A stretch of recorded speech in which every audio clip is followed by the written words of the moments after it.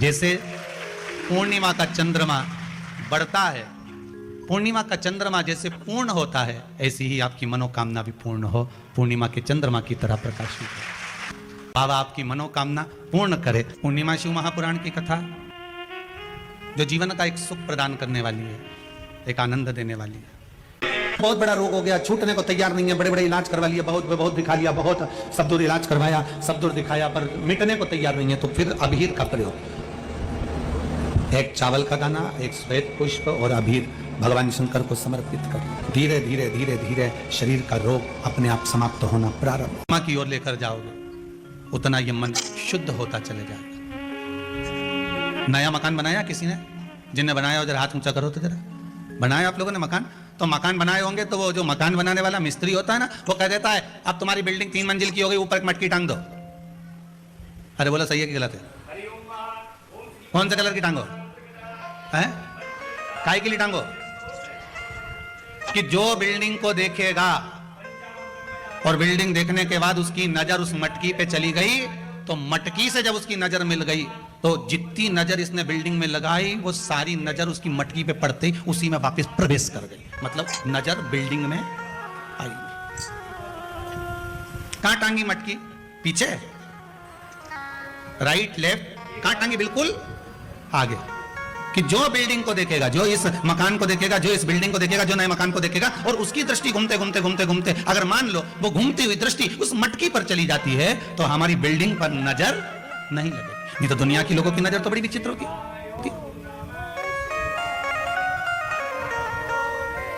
कौन से कलर की टांगी? काले कलर। पुराण भी यही कहती है कि भगवान के मंदिर क्यों जाते हैं, किस लिए जाते हैं, और एक ही देवता है जिसके माथे पे मटकी बंधी रहती है। अरे बोलो तो जम के, कौन सा?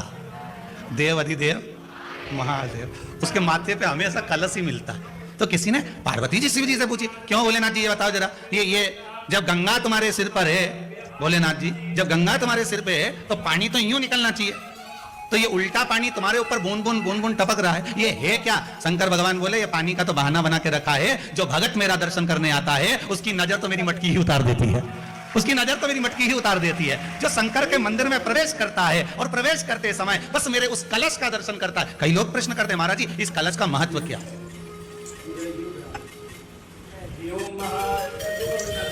3 टेकी पे टिका रहता है, ब्रह्मा विष्णु महेश, उसके ऊपर कलश, उसमें एक छेद, उसमें से एक एक बूंद पानी नीचे गिरे, अर्थात ब्रह्मा विष्णु महेश एक एक बूंद पानी गिर रहा है, मतलब ये तीनों एक है।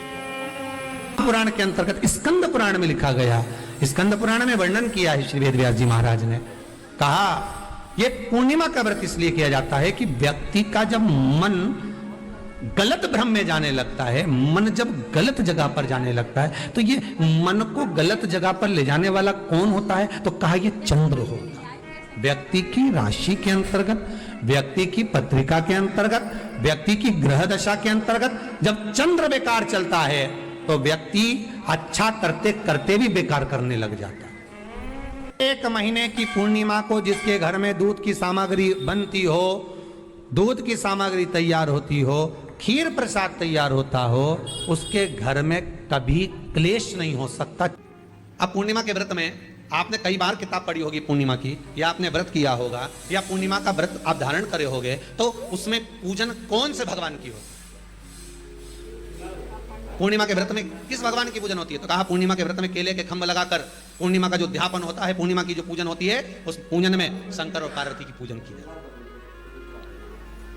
शिव और नारायण की पूजन करी जाए, शंकर और पार्वती का स्मरण किया जाए। किसकी पूजन होती है? शिव पार्वती। क्यों शंकर और पार्वती का पूजन क्यों करा जाता है पूर्णिमा के व्रत में? क्योंकि शिव और माता पार्वती ही केवल एक ऐसे हैं जिन्होंने अपूर्ण लक्ष्मी को भी पूर्ण बना दिया था। किसको पूर्ण बनाया है? लक्ष्मी। और भगवान को एक लोटा पानी अगर शिव को समर्पित कर रहे हो, श्वेत पुष्प को रखकर शंकर जी के ऊपर सफेद फूल को चढ़ाकर अगर एक लोटा जल भी, एक पात्र जल भी शंकर को समर्पित कर रहे हो, तो ये लक्ष्मी के लिए ही तो कर रहे हो। और कौन सी लक्ष्मी? पूर्ण लक्ष्मी। पूर्ण लक्ष्मी। आपको पहले भी कथा में कहा, एक बार भगवान विष्णु के सामने लक्ष्मी मैया ने बहुत तेज स्वर में कह दिया था, नारायण, दुनिया के लोग आपका नाम जपते हैं, दुनिया के लोग नारायण नारायण कहते हैं, दुनिया के लोग आपका भजन करते हैं, और सत्य मायने में कहूं ना तो मेरे बिना दुनिया के लोगों की नहीं चल सकती, मेरे बिना दुनिया नहीं चल सकती, संसार मेरे बिना नहीं चल सकता। भगवान विष्णु ने कहा ये तो गलत है लक्ष्मी आपका कहना। एक दिन लक्ष्मी को अहंकार आ गया, अहंकार के संबोधन जब माता लक्ष्मी करने लगी तो भगवान उसी समय पर भगवान विष्णु को क्रोध आ गया और भगवान विष्णु ने कह दिया, लक्ष्मी तू इतनी बड़ी बड़ी बात कहती है कि तेरे बिना नहीं रह सकती संसार। मैं तुझे कहता हूं लक्ष्मी, तू अपूर्ण है, तू अपूर्ण है, तू पूर्ण कब हो गई?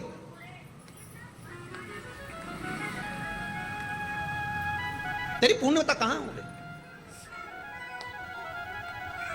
लक्ष्मी की आंख से आंसू बहने लगे। आज आपने मुझे अपूर्ण कहा है, आपको मालूम है आप मुझे अपूर्ण कर रहे हो? आपको ये ज्ञात हो रहा है आप मुझे अपूर्ण कर रहे हो? भगवान कहते हैं हाँ लक्ष्मी, मैंने तुझे अपूर्ण कहा है। अपूर्णता का मतलब आप जानते हो ना? भगवान कहते हैं लक्ष्मी मैं सब जानता हूं। लक्ष्मी रोती हुई माता सरस्वती के पास पहुंच गई। सरस्वती ने पूछा क्या बात है लक्ष्मी, क्यों रो रही हो? लक्ष्मी जी ने कहा क्या बताऊं सखी, मेरे पति ने आज मुझे अपूर्ण कर दिया। क्या हुआ? माता सरस्वती जी बोली लक्ष्मी को अपूर्ण कर दिया। अपूर्ण कर दिया? हाँ, तो क्या सोचना उसके लिए, इसको मैं अभी पूर्ण बना देती हूँ। माता जगतजननी पार्वती ने गोदी में विराजमान गणेश जी को उठाया और उठाकर लक्ष्मी जी की गोद में दे दिया। ले लक्ष्मी, आज से तू पूर्ण हो गई। लक्ष्मी आज से तू पूर्ण है।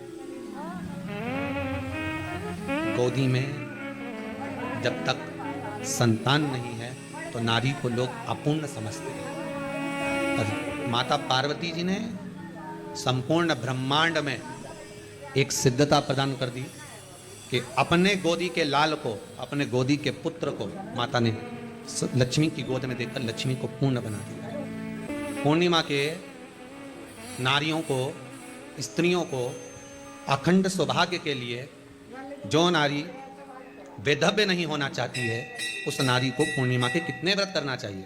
जिस नारी के यहाँ संतान नहीं हो, औलाद नहीं हो, उसको पूर्णिमा के कितने व्रत करना चाहिए? जिस नारी का पुत्र, पति बहुत बीमारी से ग्रसित हो, लग रहा हो कि ये मेरा बेटा बहुत बड़ी बीमारी में घिरा हुआ है, तो नारी को कितने व्रत करना चाहिए? स्वयं भगवान कृष्ण ने माता यशोदा को द्वापर में भी बताया है कि पूर्णिमा के 32 व्रत होते हैं। कितने व्रत होते हैं? 32। भगवान कृष्ण यशोदा रानी को, माता यशोदा जी को भी बता रहे 32 व्रत। अब आपको किसी ने बता दिया होगा कि 8 कर लो, 7 कर लो, 6 कर लो, 12 कर लो, इसलिए आपने बोला कि 12 कर लीजिए, 32 कर लीजिए। अरे यहाँ तो द्वापर की कथा भी कहती है। यशोदा जी ने एक बार भगवान कृष्ण को रोक कर कह दिया, ए कन्हैया रुको। कन्हैया बोले बोलो माँ क्या बात है? कन्हैया जरा रुकिए, इधर आओ जरा। भगवान कृष्ण आए पर राधा रानी कुरुक्षेत्र में नंद बाबा और यशोदा जी को लेकर कुरुक्षेत्र के कुंड में, ब्रह्म सरोवर में स्नान कराने के लिए लेकर जाती हैं ग्रहण का समय पर। और जब भगवान कृष्ण उस कुरुक्षेत्र के उस सरोवर में स्नान करने आते हैं तब यशोदा जी ने अपने लाला से प्रश्न किया, पूछा है कि नारी वैधव्य होकर ना मरे, उसका पति कोई रोग से ग्रसित ना हो, उसका पुत्र किसी रोग में ना पड़े। अरे भाई कितना सुंदर संवाद लिखा है। अगर किसी माता का पुत्र मान लो किसी नशे में डूबा हुआ है, कोई नशा कर रहा है और गलत नशा है, आपको लग रहा है कि ये नशे में डूबा हुआ है, आपको लग रहा है कि ये गलत जगह पर डूब गया है, आपको लग रहा है कि मदिरापान में, मांसाहार में या अधिक गांजा आदि का जो भी नशे होते हैं, जितने भी नशे, उसमें डूब चुका है और माँ उसको समझा रही है तू नशे में मत डूब, तू इस काम को मत कर, तू ये गलत कर्म मत कर। माँ उसको समझा कर हार गई। तो मेरा माताओं से निवेदन है आप उसको समझाना बंद कर दो, एक काम करना प्रारंभ कर दीजिए। हमें जो शिव महापुराण के माध्यम से शास्त्र कह रहा है कि आप 32 पूर्णिमा के व्रत प्रारंभ करें। उसमें करना क्या है? आपको केवल जिस दिन व्रत रहे रात्रि के समय पर कोई भी मीठा कुछ भी सामग्री आप चंद्र की रोशनी में, चंद्र को अर्घ देने के बाद, पूजन करने के बाद उसको रखो और वही सामग्री जो नशा कर रहा है उसको पूर्णिमा के दूसरे दिन उसको खिलाओ। आप धीरे धीरे खिलाना चालू करेंगे, जिस नशे में वो डूबा हुआ है उस नशे से वो छूटना प्रारंभ हो जाएगा। 2 पूर्णिमा व्रत करके तो देखो तीसरे में तुम्हें जरूरत ही नहीं, धीरे धीरे आप रुक, वो छूटना प्रारंभ हो जाएगा। स्वयं भगवान कर रहे हैं। यशोदा मैया ने कन्हैया को रोक लिया कुरुक्षेत्र के उस मैदान में और भगवान कृष्ण का दर्शन माता यशोदा जी करी। बहुत दिनों के बाद माँ को, आज माता यशोदा को लाला का दर्शन हुआ, बहुत समय के बाद, जाने के बाद, बहुत समय। पीपल का एक पत्ता, उस पत्ते पर थोड़ा सा चावल, थोड़ा सा चावल। पूर्णिमा की रात्रि को अपने हाथ में लेकर, अपने नयनों से लगाकर, शरीर पर से स्वयं उतार कर उसको दरवाजे के पास रख दीजिए। पूर्णिमा की रात्रि को पूर्ण होने पर उस चावल को दूसरे दिन सूंघ कर बहते हुए पानी में डाल दीजिए। महाराज कितने भी रोग से ग्रसित हो गए, पीपल का एक पत्ता 52,000 ब्राह्मण की साक्षी कराता है। महाराज बहुत ध्यान देना, पीपल के वृक्ष में स्वयं नारायण का, मेरे कृष्ण का वास है। स्वयं भगवान गीता के अंतर्गत कहते हैं कि मैं पीपल का वृक्ष। भगवान से कोई पूछे, शिव के भगत से कोई पूछे कि पूजन की थाली में, पहले के समय में लोग पूजन करने जाते थे तो क्या पूजन की सामग्री में साहित्य कम रह जाता था? हाँ, उसका कारण क्या था? भगवान कहते हैं कारण केवल एक है, मैं खुद पूजन की थाली में, भगवान विष्णु ने संकल्प लिया था कि 108 कमल के पुष्प भगवान शंकर को समर्पित करूंगा।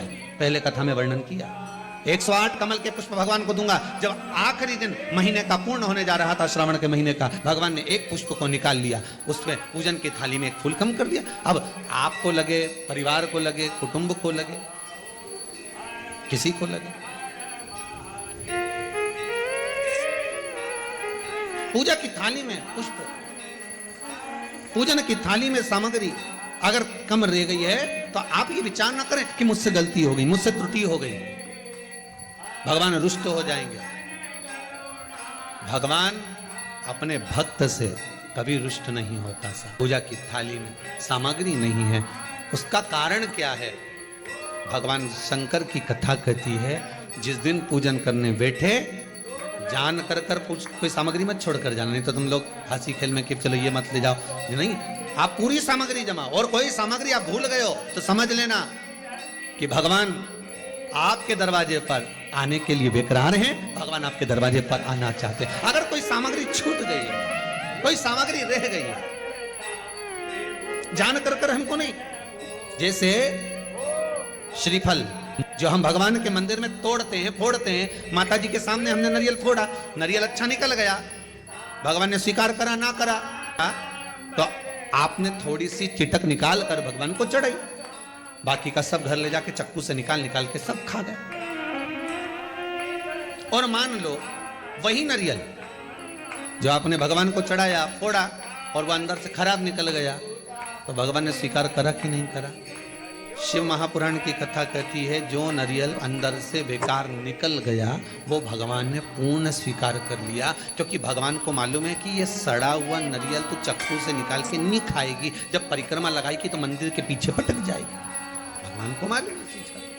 अभिषेक कर रहे हो, जल चढ़ा रहे हो, दूध चढ़ा रहे हो, आप पंचामृत सामग्री समर्पित कर रहे हो, आप दुनिया की सारी वस्तु भगवान को दे रहे हो, तो घी चढ़ाते समय जब घी चढ़ जाए, शंकर के शिवलिंग पर घी चढ़ गया, उसकी एक उंगली लेकर शिव मंदिर में जहां शंकर जी पिंडी पर बैठे हैं, उस जलाधारी पर जो शिवलिंग रखा हुआ है, उसके चारों तरफ उस घृत को लगा देना चाहिए, अपनी कामना कर महाराज शिव उसको स्वीकार करता है। जो अभिषेक आपने किया है वो अभिषेक का फल भगवान भोलेनाथ कुछ ही दिन में प्रदान कर देते हैं, मात्र उंगली फेर देने पर, घृत पात्र की उंगली।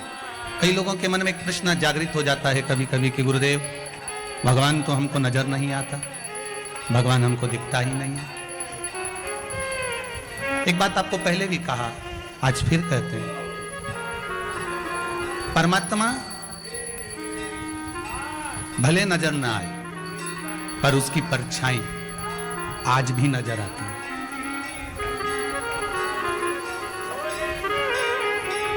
और हम तो भगवान से यही प्रार्थना करते हैं, चंद्रमा की रात्रि में जो मेरे शंकर के मस्तक पर चंद्र होता है, इसलिए कथा को 2 दिन की रात्रि को ली है कि चंद्रमा को जैसे आपने मस्तक पर धारण करा है, मेरे शंकर जो इस रात्रि की कथा को सुन रहे हैं उनको भी उन्नति की सीढ़ी पर आगे बढ़ा देना।